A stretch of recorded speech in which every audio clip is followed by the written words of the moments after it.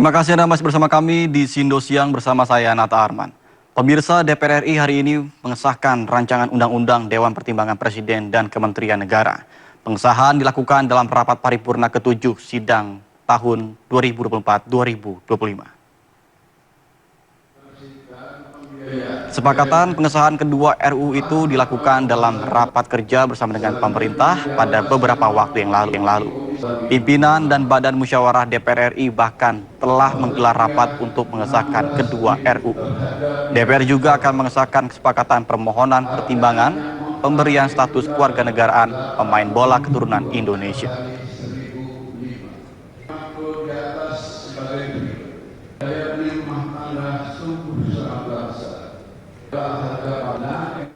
Pemirsa, untuk mengetahui jalannya pengesahan RUU One Team Press dan juga kementerian, ada rekan kami Syahreza Zansky langsung dari gedung DPR RI Jakarta.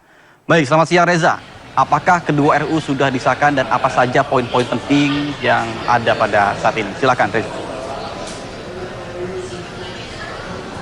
Ya, baik Nata dan juga pemirsa, jika melihat situasinya di gedung DPR RI di Senayan, Jakarta, memang hingga saat ini masih diberlangsungkan rapat paripurna ke-7 masa persidangan 1 tahun sidang 2024-2025 dan hingga saat ini masih membahas poin-poin penting khususnya untuk RUU tentang APBN tahun anggaran 2025 dan hingga saat ini masih belum ada pembahasan ataupun pengesahan yang begitu spesifik terlepas dari 7 agenda yang nantinya akan dilakukan saat rapat paripurna pada hari ini. Namun Nata dan juga pemirsa, saya ingin memberikan menggambarkan kembali suasana rapat bahwasanya hari ini dihadiri oleh 48 anggota DPR RI dan dinyatakan memenuhi quorum, artinya memang sudah ada sebanyak 260 anggota yang memilih izin untuk tidak mengikuti rapat paripurna, lalu juga ada 267 orang anggota DPR RI yang juga absen pada hari ini kendati dinyatakan memenuhi quorum oleh rapat yang dipimpin oleh Wakil Ketua DPR RI Ludwig F. Paulus yang turut didampingi oleh Wakil Ketua DPR RI yakni Rahmat Gobel dari fraksi Nasdem. Dan Nata dan juga pemirsa, perlu diketahui bahwa hari ini tidak hanya membahas soal RUU APBN, ada juga beberapa RUU yang sempat menjadi sorotan oleh masyarakat yakni rancangan undang-undang seperti RUU Anti Pres dan juga RUU Kementerian Negara yang kini nanti akan dibahas setelah adanya agenda RUU tentang APBN tahun anggaran 2025. Namun kami masih menunggu apakah ini rancangan APBN TA 2025 ini akan dihasilnya seperti apa.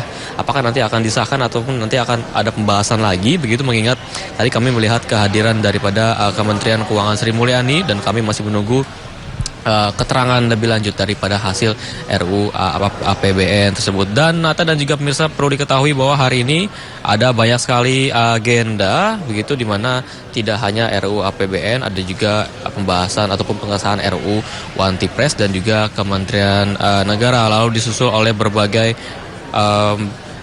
agenda lain seperti pembicaraan mengenai tentang Dewan Pertimbangan Presiden, lalu juga ada Kementerian Negara, lalu ada juga tentang keimigrasian, dan kami masih menunggu hasil daripada rapat paripurna pada hari ini yang dihadiri oleh sekitar 48 anggota DPR. Dan kami akan mengkabarkan informasi lebih lanjut Nata terkait hasil dari RUU APBN tahun anggaran 2025 nanti. Sementara itu Nata.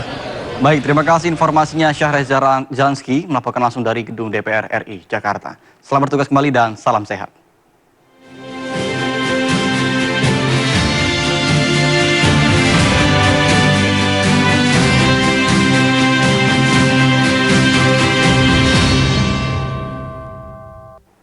Pemirsa, gelaran Pilkada Jakarta semakin mendekat. Ketiga paslon yang berkompetisi pun yakin bisa memenangkan Pilkada Jakarta dalam satu putaran.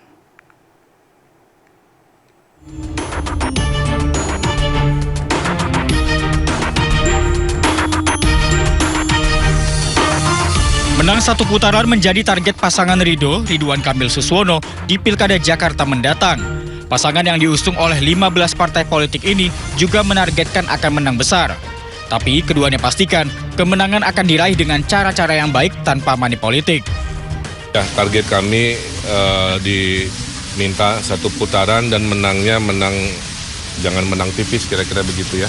Karena mewakili harkat martabat besarnya koalisi. Pasangan Pramono Anung Rano Karno juga targetkan menang satu putaran. Kemenangan satu putaran juga akan menghemat anggaran negara. Semakin cepat ditetapkan sebagai pemimpin, maka program-program mereka akan cepat dilaksanakan. Kita semua berusaha menjadi menang satu putaran. Karena kita hitung, sekarang ini kan kalau misal terjadi 2 putaran, pasti waktu minimal sebulan. Lama lagi kita kerjakan. Nah, sementara kebutuhan masyarakat Jakarta, dan bukan Jakarta, ini serentak loh. Mudah-mudahan di serentak pilkada ini, kalau bisa semua satu putaran. Supaya tenaga enggak habis, anggaran biaya negara juga enggak tersedot, supaya apa? Fokus kita melakukan pelayanan kepada masyarakat. Jadi semua kita akan berusaha memenangi satu putaran. Sementara pasangan Dharma Pangrekun dan Kunwardana juga yakin bisa menang dalam satu putaran. Namun keduanya pastikan tak anggap kedua pasangan lain sebagai rival, melainkan sebagai mitra. Untuk menangkan pilkada dalam satu putaran, pastinya membutuhkan strategi yang mumpuni. Namun para calon yang berlaga sebaiknya tak hanya pentingkan gimmick politik, namun juga program yang baik. Tim Liputan, iNews melaporkan. Sementara bakal calon gubernur dan wakil gubernur Jakarta Ridwan Kamil Suswono mendatangi tokoh Betawi Nasrowi Ramli untuk berdiskusi mengenai arah Jakarta ke depan. Usai bertemu dan berdiskusi, pasangan dengan nama Ridho ini mendapatkan dukungan penuh dari Nasrowi Ramli beserta tokoh masyarakat Betawi yang hadir dalam silaturahmi.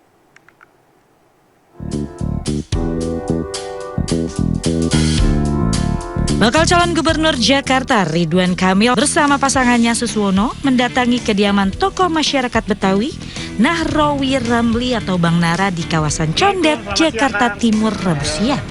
Kedatangan pasangan Ridho ini guna bersilaturahmi dan berdiskusi mengenai arah Jakarta ke depan. Bersama Bang Nara yang merupakan tokoh penting di Jakarta, serta sejumlah tokoh masyarakat Betawi yang ikut hadir dalam silaturahmi ini. Usai berdiskusi mengenai program dan arah Jakarta ke depan, Nasrowi Ramli menegaskan dirinya beserta keluarga besar serta para tokoh masyarakat Betawi akan memperjuangkan pasangan RK Suswono untuk bisa memenangi kontestasi Pilkada Jakarta. Oleh karena itu, hari ini kami sampaikan saya pribadi dan keluarga besar dan seluruh yang hadir, tokoh-tokoh di sini bersedia dan akan memperjuangkan agar Pak Emil dan Pak Suswono menang di dalam kontestasi nanti. Sehingga akan menjadi pemimpin DKJ ke depan yang akan membawa kebahagiaan kepada warga DKJ. Kami dinasehati tadi untuk mengikutsertakan identitas budaya, jangan tergerus oleh modernisasi Jakarta. Makanya tadi saya sampaikan gerakan membangun budaya Betawi dengan segala programnya, memberdayakan RW-RW sambil ngurusin banjir, macet, polusi juga dikerjakan. Dengan dukungan dari masyarakat Betawi ini diharapkan bisa semakin menguatkan dan memantapkan langkah pasangan Ridho dalam Pilkada Jakarta. Tim Liputan iNews melaporkan. Pasangan Pramono Anung Rano Karno menyerap aspirasi warga Jakarta dari berbagai elemen. Pramono berkunjung ke wilayah langganan banjir di Mampang Perapatan, sementara Rano Karno menyerap aspirasi seniman dan budayawan di Taman Ismail Marzuki, Jakarta.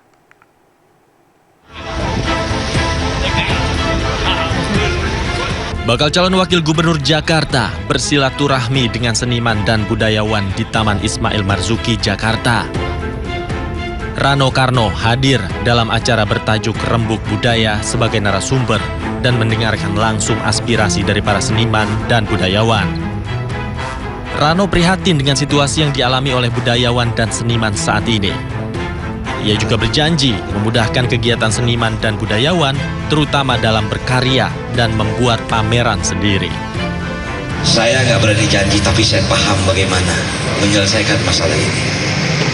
Ini sudah jadi menjadi aset, tentu para seniman harus berkarya di tempat ini. Kita cari solusinya seperti apa. Sebelumnya bakal calon gubernur Jakarta Pramono Anung mengunjungi wilayah langganan banjir di Mampang Perapatan, Jakarta Selatan.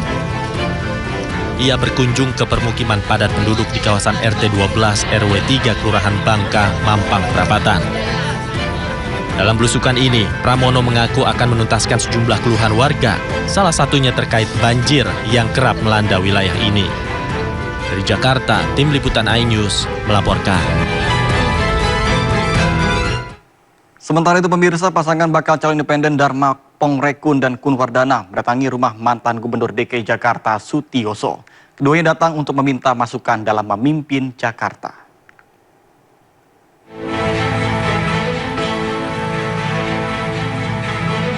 Kedatangan bakal calon gubernur dan wakil gubernur Jakarta, Dharma Pongrekun dan Kun Wardana, langsung disambut oleh mantan gubernur Jakarta Sutioso atau yang biasa dikenal Bang Yos. Bang Yos langsung mengajak keduanya berkeliling museum yang terletak di rumahnya di Kelurahan Jatikarya, Kecamatan Jatisampurna, Bekasi, Jawa Barat. Kedatangan keduanya ke rumah Bang Yos untuk berbagi pengalaman memimpin kota Jakarta.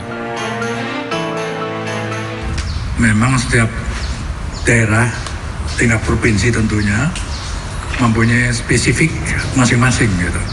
Sehingga memerlukan cara gaya kepemimpinan yang juga lain gitu kan.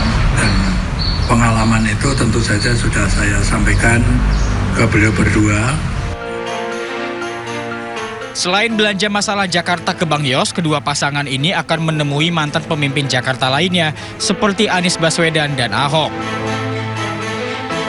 Tentunya siapapun yang pernah ada untuk kami menggali atau meminta masukan dan dari pengalaman beliau, kami sangat ingin untuk bertemu dengan siapa saja.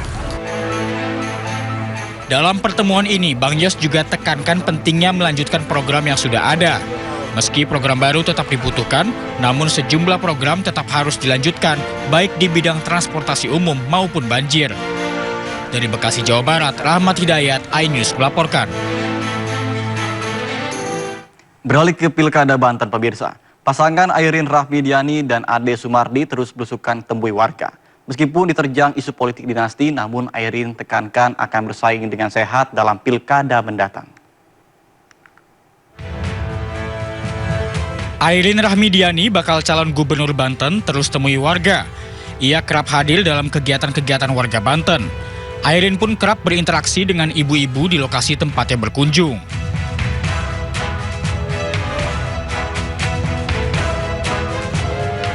Mantan wali kota Tangerang Selatan ini cukup dikenal oleh warga Banten. Namun belakangan, isu dinasti politik bergulir ancam kemenangannya di Banten. Airin pun menanggapi dengan memposting pengingat di akun media sosialnya. Dalam postingannya, Airin tekankan majunya ia di Pilkada Banten tak ada sangkut pautnya dengan dinasti politik keluarganya. Tidak hanya Airin, wakilnya Ade Sumardi juga kerap belusukan temui warga. Politisi PDIP ini terus belanja masalah yang ada di Banten. Tim Liputan iNews melaporkan.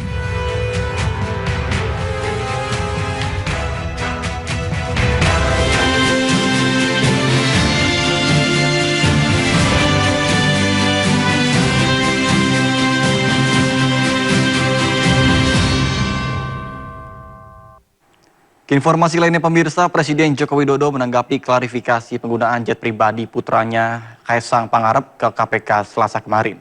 Menurut Jokowi, semua warga negara sama di mata hukum.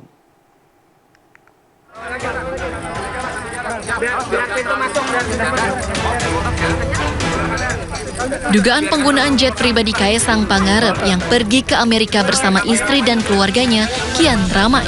Kaisang pun akhirnya datang ke gedung KPK untuk memberikan klarifikasi terkait hal tersebut. Menanggapi kehadiran putranya ke KPK kemarin, Presiden Jokowi menegaskan semua warga negara sama kedudukannya di mata hukum, termasuk Kaisang. Hal tersebut disampaikan usai membuka acara Indonesia International Geothermal Convention and Exhibition 2024 di Jakarta. Saya kan sudah menyampaikan semua warga negara sama di mata hukum. Ya, itu aja. Sebelumnya, Ketua Umum PSI sekaligus putra bungsu Presiden Jokowi, Kaesang Pangarep, mendatangi gedung KPK di Kuningan, Jakarta Selatan pada Selasa 17 September 2024. Kaesang mengaku kehadirannya untuk mengklarifikasi terkait penggunaan pesawat jet pribadi dalam perjalanan menuju Amerika Serikat bersama istrinya. Tim Liputan iNews melaporkan. Pemirsa, Komisi Pemberantasan Korupsi KPK membuka peluang untuk memanggil teman Kaesang yang diduga memberikan fasilitas pesawat jet pribadi. Untuk informasi terkini kita bergabung dengan rekan kami Faisal Rinaldi langsung di gedung KPK Jakarta. Baik, selamat siang Faisal. Apakah sudah ada informasi mengenai pemanggilan teman Kaesang yang diduga memberikan fasilitas jet pribadi? Silakan Faisal. Iya, Nata dan juga pemirsa, memang belum ada informasi kapan sosok inisial Y yang merupakan teman dari Kaesang ini akan dipanggil oleh KPK untuk memberikan klarifikasi terkait dugaan jet pribadi atau dugaan gratifikasi yang diterima oleh Kaesang.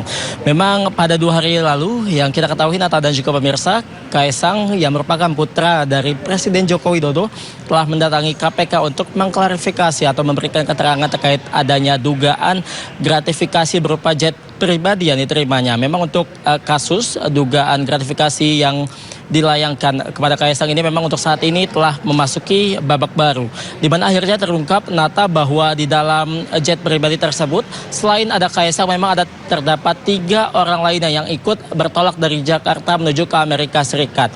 Ketiga orang tersebut adalah istri dari Kaesang, yakni Erina Gudono, kemudian juga kakak dari Erina yang merupakan kakak ipar daripada Kaesang, yakni Nadia Gudono, dan juga 1 staf lainnya yang memang tidak diinformasikan identitasnya. Nah, memang informasi lebih lanjut, KPK memang nantinya akan mengkonfirmasi hal tersebut atau terkait perjalanan ke-4 orang tersebut dari Jakarta menuju ke Amerika Serikat menggunakan jet pribadi yang akan dikonfirmasi lagi oleh KPK dalam sepekan ini. Kemudian juga ada informasi pula bahwa KPK juga akan memanggil teman daripada Kaesang yang berinisial Y ini dalam sepekan ini. Namun belum ada informasi lebih lanjut yang disampaikan oleh KPK terkait kapan pemanggilan teman daripada Kaesang yang diduga atau yang dikatakan memberikan tumpangan atau tebengan kepada Kaesang dalam perjalanan dari Jakarta menuju ke Amerika Serikat. Kemudian Nata, memang ada informasi pula yang disampaikan oleh KPK bahwa besaran dugaan gratifikasi yang memang diterima oleh Kaesang jika dikonversikan dari jet pribadi ke rupiah ini ada sekitar 360 juta rupiah. Di mana memang dalam pemanggilannya atau pada Selasa lalu Kaesang mengungkapkan bahwa untuk 1 tiket jet pribadi tersebut per 1 orangnya nilainya adalah 90 juta rupiah. Adapun sebelumnya, Nata dan juga pemirsa, jika kami ulas kembali, memang pada Selasa kemarin atau tepatnya pada 2 hari yang lalu, memang Ketua Umum PSI yang merupakan putra bungsu dari Presiden Joko Widodo ini, Kaesang Pangarep, mendatangi KPK untuk melakukan klarifikasi terkait adanya dugaan gratifikasi berupa jet pribadi itu. Di mana Kaesang menjelaskan atau memberikan penjelasan kepada KPK bahwa dirinya menaiki jet pribadi tersebut dari Jakarta menuju ke Amerika Serikat bersama dengan 3 orang lainnya yang tadi kami sebutkan. Ada istri dari Kaesang, kemudian juga kakak ipar, dan juga 1 staf dari Kaesang yang tidak diinformasikan lebih lanjut terkait informasi pribadinya. Namun yang saat ini memang masih menjadi pertanyaan adalah siapa sosok dengan inisial Y yang merupakan atau yang dikatakan teman dari Kaesang yang memberikan tumpangan ataupun tebengan kepada Kaesang yang bertolak dari Jakarta menuju ke Amerika Serikat. Nah, ini yang juga nantinya akan dikonfirmasi lebih lanjut oleh KPK, mengingat memang pada Selasa lalu KPK mengatakan tidak banyak informasi yang disampaikan oleh Kaesang terkait penggunaan jet pribadi yang diberikan oleh temannya atau dengan inisial Y tersebut. Melainkan pada pemanggilan pada klarifikasinya tersebut pada Selasa kemarin memang Kaesang hanya menjelaskan terkait siapa-siapa saja yang ada di dalam jet pribadi tersebut saat ia bertolak dari Jakarta menuju ke Amerika Serikat. Nah, untuk saat itu kami masih menunggu terkait konfirmasi lebih lanjut yang dilakukan oleh KPK terkait adanya dugaan gratifikasi yang diterima oleh Kaesang.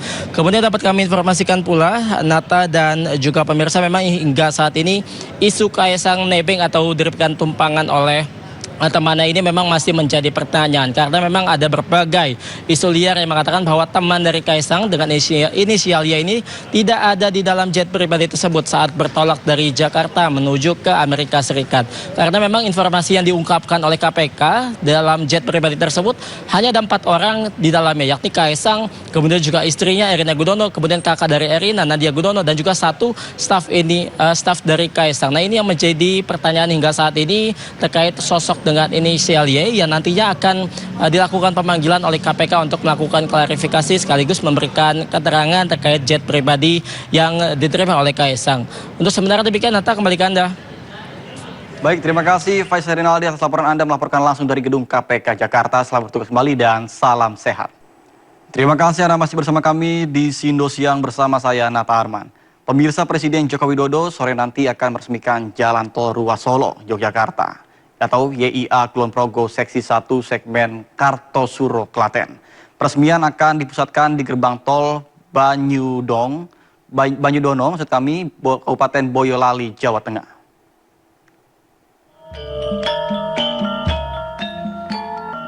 Berdasarkan keterangan pers Sekretariat Presiden, Presiden Joko Widodo akan meresmikan Jalan Tol Ruas Solo, Yogyakarta, YIA Kulon Progo Seksi 1 segmen Kartosuro, Klaten, Kamis sore. Konstruksi Jalan Tol Kartosuro, Klaten sepanjang 22,3 km telah selesai dan sudah dilakukan serangkaian uji coba pada pekan lalu. Uji coba meliputi uji layak fungsi dan uji layak operasi untuk memastikan jalan tol sudah sesuai standar keselamatan, teknis, dan operasional. Beroperasinya jalan tol Kartosuro, Klaten diharapkan akan memangkas waktu tempuh Surakarta ke Yogyakarta dari 2 jam lebih menjadi hanya sekitar 1 jam saja.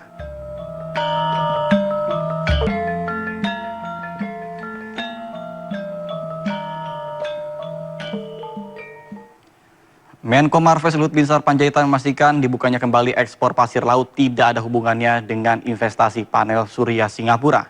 Kebijakan ekspor pasir laut lebih difokuskan kepada pengelolaan sedimen yang harus dikeruk untuk mencegah kapal terjebak atau kandas di area perairan. Pemerintah resmi membuka kembali izin ekspor pasir laut melalui Peraturan Pemerintah Nomor 26 Tahun 2023 tentang pengelolaan hasil sedimentasi di laut. Pemerintah memastikan kebijakan ekspor pasir laut tidak ada hubungannya dengan investasi panel surya dari Singapura di Indonesia. Menurut Menko Maritim dan Investasi Luhut Binsar Panjaitan, kebijakan ekspor pasir laut diambil melalui pertimbangan yang cukup matang, lantaran hanya mengelola sedimen dan harus dikeruk untuk mencegah kapal terjebak atau kandas di area perairan. Ya, itu betul, tapi sekarang sudah kita hitung betul, jadi kalaupun mau dilakukan itu sebenarnya sedimen. Jadi tadi sedimen yang harus didalamkan, karena kalau tidak nanti kapal juga bisa nyangkut di sana. Jadi kita betul-betul diteliti dan teknologi sekarang kita akan bisa mengawasi dengan tertib. Nggak ada urusan. Panel surya itu gini, dia mau impor energi biru dari kita. Tapi kita juga punya kepentingan supaya industri solar panel kita jalan. Kita punya silika. Nah, sekarang kita bantu dan itu proyek kira-kira 20 miliar dolar, mungkin lebih. Seperti diketahui, kebijakan ekspor pasir laut sempat dilarang sejak tahun 2022. Saat itu Presiden kelima RI Megawati Soekarno Putri melarang ekspor pasir laut melalui Kepres nomor 33 tahun 2022 tentang pengendalian dan pengawasan pengusahaan pasir laut.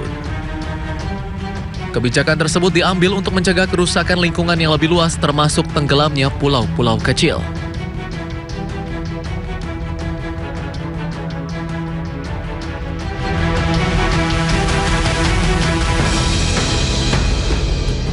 Sementara itu, pemirsa, organisasi lingkungan WALHI mengatakan bahwa dibukanya kembali ekspor pasir laut oleh pemerintahan Presiden Joko Widodo setelah 20 tahun ditutup merupakan suatu kemunduran. Pasalnya, ekspor pasir laut akan memberikan dampak negatif terhadap ekosistem hingga dapat mengganggu perekonomian nelayan sekitar.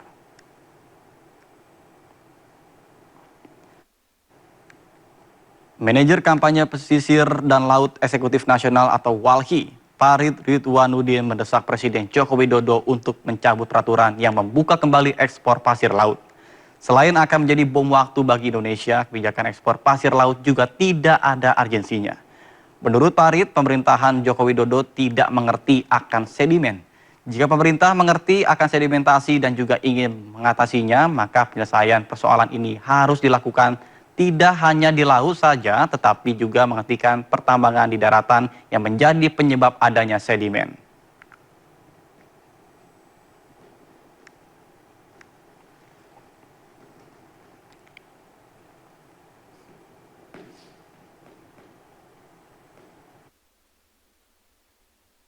Apa situasi yang genting yang menyebabkan kita harus ekspor pasir laut? Itu pertanyaannya. Apa justifikasinya? Apakah dengan tidak mengekspor pasir laut, laut Indonesia akan hancur? Kan gitu pertanyaannya. Apakah dengan tidak mengekspor pasir laut, kita akan tenggelam misalnya? Kan enggak. Jadi tidak ada sesuatu yang darurat, yang genting, yang memaksa kita harus ekspor pasir laut. Tidak ada sama sekali. Enggak ada penjelasan saintifik sehingga kita harus mengekspor pasir laut.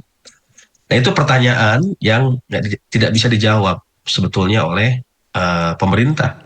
1 bulan jelang pelantikan, program makan siang gratis yang digadang-gadang Presiden terpilih Prabowo Subianto belum juga menemukan bentuk konkret. Yang terbaru adalah masuknya susu ikan dalam menu makan siang gratis. Padahal susu ikan bukanlah cairan susu seperti susu sapi ataupun susu kambing.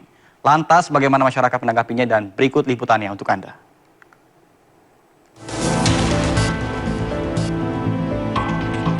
Sekira 1 bulan lagi, pasangan Presiden dan Wakil Presiden terpilih Prabowo Gibran akan mulai menjabat.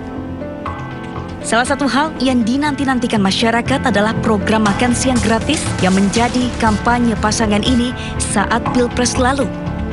Meski telah beberapa kali dilakukan uji coba makan siang gratis atau disebut pula makan bergizi gratis, akan tetapi sampai saat ini belum jelas mengenai isu menu yang disajikan kepada anak-anak sekolah. Yang terbaru, masuknya susu ikan ke dalam menu makan bergizi gratis. Masuknya susu ikan dengan alasan produksi susu sapi dalam negeri masih kurang. Padahal susu masuk dalam salah satu komponen menu makan bergizi gratis. Namun susu ikan menuai polemik di masyarakat karena susu ikan bukanlah cairan susu seperti umumnya susu sapi atau susu kambing. Susu ikan merupakan hasil olah ekstraksi protein dari daging ikan. Hal inilah yang menjadi pertanyaan masyarakat, lantaran susu ikan dinilai sama saja seperti menyantap daging ikan. Terlebih susu ikan belum terlalu familiar menjadi konsumsi anak-anak. Kalau memang ada, bagus juga untuk vitamin ya, mungkin buat penambah makan juga. Jadi para orang tua juga nggak harus nyampurin vitamin yang lain ke dalam susu, karena udah jadi satu kan, ada buat nabatinya juga ya, kayak gitu. Jadi lebih bagus sih sebenarnya. Susu ikan gimana sih? Kalau susu ikan tuh apa ya rasanya juga saya nggak tahu sih. Jadi belum tahu tanggapannya kayak gimana. Mau sih nyoba susu ikan. Kalau untuk saat ini saya belum pernah coba dan belum pernah tahu informasinya.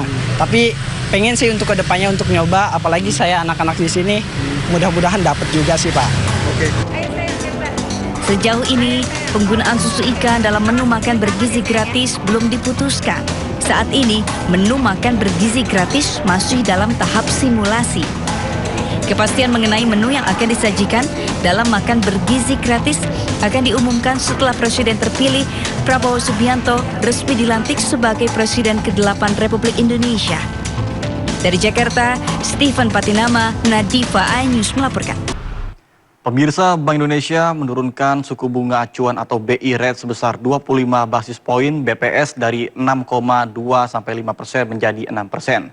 Gubernur Bank Indonesia Peri Warjio mengatakan bahwa penurunan poin suku bunga dilakukan karena nilai inflasi Indonesia akan terkendali di angka sasaran 2,5% dengan plus minus 1%. Rapat Dewan Gubernur Bank Indonesia di tanggal 18 September silam memutuskan untuk menurunkan BI rate sebesar 25 basis poin menjadi 6%. Penurunan suku bunga acuan ini merupakan penurunan pertama kali sejak Februari 2021.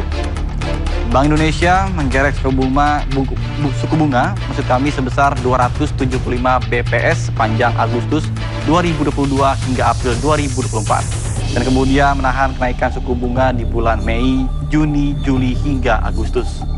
Gubernur Bank Indonesia Peri Warjio menambahkan kebijakan pelonggaran makroprudensial diharapkan bisa mendorong kredit pembiayaan perbankan kepada sektor-sektor berkelanjutan, di mana nantinya bisa turut mendorong pertumbuhan khususnya sektor perdagangan dan UMKM.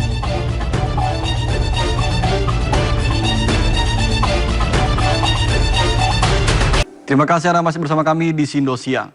Pemirsa, Jawa Timur berhasil keluar menjadi juara ajang sepak bola PON ke-21. Kemenangan Jawa Timur diperoleh lewat titik putih.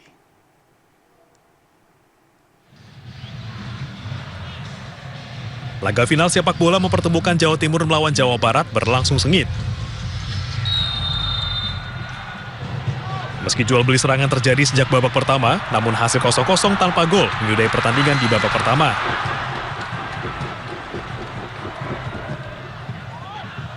Di babak kedua, tim Jawa Barat harus bermain dengan 10 orang setelah Abdab Hanif mendapatkan akumulasi kartu kuning hingga harus diusir oleh wasit dari lapangan.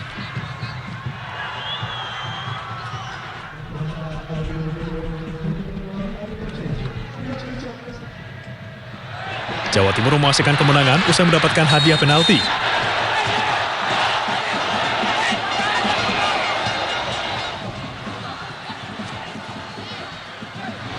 Rano Jutati Karenano yang maju menjadi eksekutor berhasil menyelesaikan tugasnya dengan baik dan mengunci kemenangan Jawa Timur atas Jawa Barat. Tim Ayus melaporkan.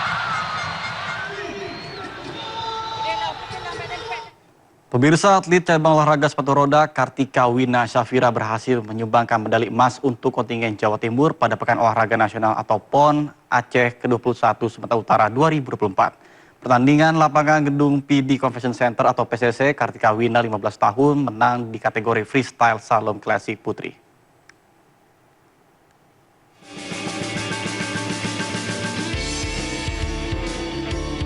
Di lomba kategori freestyle slalom klasik putri, medali emas diamankan oleh kontingen Jawa Timur lewat Kartika Wina Syafira. Atlet berusia 15 tahun tersebut meraih total nilai 394 poin dan terkena penalti 5 poin. Kemudian disusul oleh atlet cilik yang juga kontingen termuda dari Jakarta, Bianca Adeline Salim, mendulang medali perak. Atlet berusia 10 tahun tersebut mengoleksi 379 poin, lalu medali perunggu diraih oleh kontingen Jawa Barat lewat Fahra. Atlet berusia 10 tahun tersebut mengoleksi 379 poin, lalu medali perunggu diraih oleh kontingen Jawa Barat lewat Fahra Azkianka yang meraih total 365 poin. Dari Jawa Timur, satu emas. Kategori apa? Kategori klasik slalom. Jakarta datang.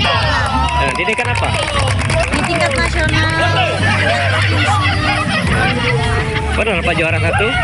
Enggak pernah, kemarin pro belum. Sementara di nomor freestyle slalom klasik putra, Gufran Martianza menyumbang medali emas untuk Aceh seusai tampil memukau pada nomor freestyle putra Pekan Olahraga Nasional PON 21 Aceh Sumut 2024. Dari total nilai yang dilakukan oleh 5 juri, Gufran mendulang total nilai 392,5 poin atau rata-rata 78,5 poin meski terkena penalti 1 poin. Di urutan kedua, atlet Jawa Timur, Adian Sutanto, mendapatkan medali perak dengan nilai 385 poin dan terkena penalti 2 poin. Sedangkan ketiga, Zo Alexander Sharif dari Jakarta dengan total nilai 375 poin. Dari PD Aceh, Jamal Pangwa, Ayus melaporkan. Pemirsa, tim voli indoor putri asal Jawa Timur berhasil melaju final setelah mengalahkan DKI Jakarta dengan skor 3-1. Di babak semifinal PON 21 2024 Aceh Sumatera Utara. Kemenangan Jawa Timur ini serasa spesial karena diperkuat atlet voli internasional Megawati.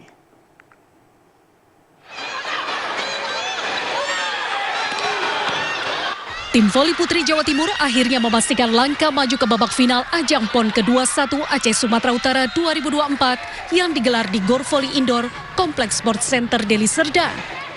Pada set pertama, tim voli putri Jatim berhasil mengakhiri game dengan angka 25-18. Namun pada set kedua DKI Jakarta sempat menyamakan kedudukan 1-1 setelah berhasil mengakhiri set kedua dengan nilai 22-25. Dalam set ketiga dan keempat menjadi milik Jatim setelah tim asuhan Alim Suseno berhasil menang dengan angka 25-18 dan 25-13. Sementara itu Megawati mengatakan meski timnya sempat kesulitan di set kedua, namun berkat kerja keras mereka bisa memenangkan pertandingan. Set kedua kan kita rada ragu gitu kan pergerakannya, terus di set ketiga kita merubah ritme lagi, bermain cepat, mungkin kita set kedua keikut mereka, jadi kita malah. Dengan kemenangan ini, tim voli indoor putri asal Jawa Timur berhasil melangkah ke babak final PON ke-21 Aceh Sumatera Utara 2024. Dan jangan lupa saksikan partai final voli putri pada Kamis malam pukul 21 waktu Indonesia Barat live hanya di iNews TV. Dari Deli Serdang, Sumatera Utara, Yuda Bahar, iNews melaporkan. Sementara itu pemirsa, cabang olahraga Arum Jeram PON ke-21 sudah berlangsung 5 hari. Perlombaan Arum Jeram nomor sprint dilaksanakan di Sungai Mamas, Aceh Tenggara. Kontingen Jawa Barat masih memimpin klasmen, 5 medali emas pun berhasil diraih atlet Arum Jeram Jawa Barat.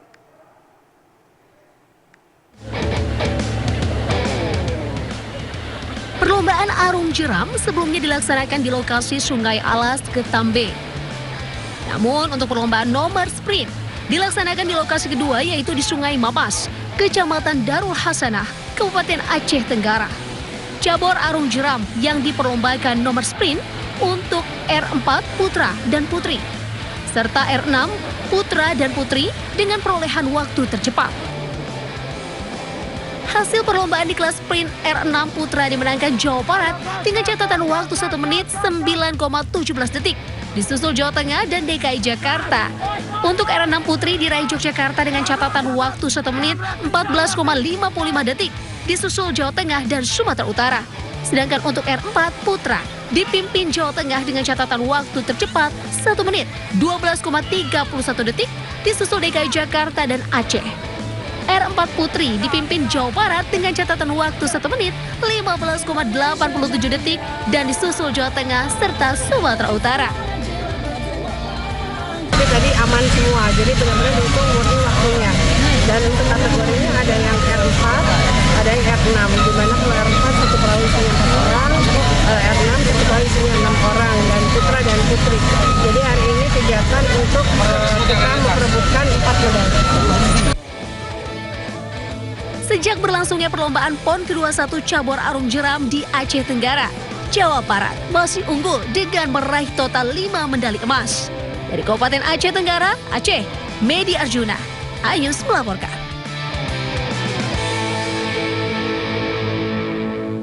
Pemirsa, PON ke-21 Aceh Sumatera Utara memiliki sejumlah keunikan. Salah satunya keberadaan tempat penginapan terapung bagi para atlet dan ofisial. Penginapan tersebut adalah kapal KM Kelut yang bersandar di Dermaga Malahayati, Aceh Besar.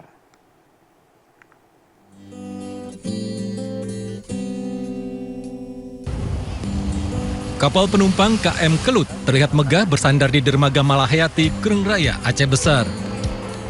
Kapal ini sandar selama gelaran PON ke-21 Aceh Sumut untuk dijadikan tempat akomodasi atlet dan ofisial.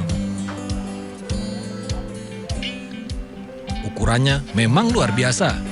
KM Kelut mampu menampung hingga 2.600 orang. Berbagai fasilitas mewah disediakan dan tentunya gratis. KM Kelut yang sandar menjadi daya tarik baru bagi masyarakat. Bahkan ternyata masyarakat penonton PON ke-21 juga dapat menginap di kapal ini, tentunya dengan mengikuti prosedur yang ada. Kapasitas yang kita siapkan untuk peserta PON, pendukung-pendukung yang lain, kesehatan, security, semuanya komplit 2.600. yang bisa menginap di kapal dan yang bisa sebagai visitor. Visitor ini mengunjungi, jadi dia hanya lihat-lihat saja, oh ternyata kapal negara kita ini, KM Kelut ini begini ceritanya. PT Pelayaran Nasional Indonesia Pelni menyiapkan KM Kelut sebagai alternatif penginapan bagi ofisial dan penonton yang tidak mendapatkan fasilitas hotel. Kapal ini akan melayani PON ke-21 hingga 22 September mendatang. Dari Banda Aceh, Provinsi Aceh, Syukri Sarifudin melaporkan.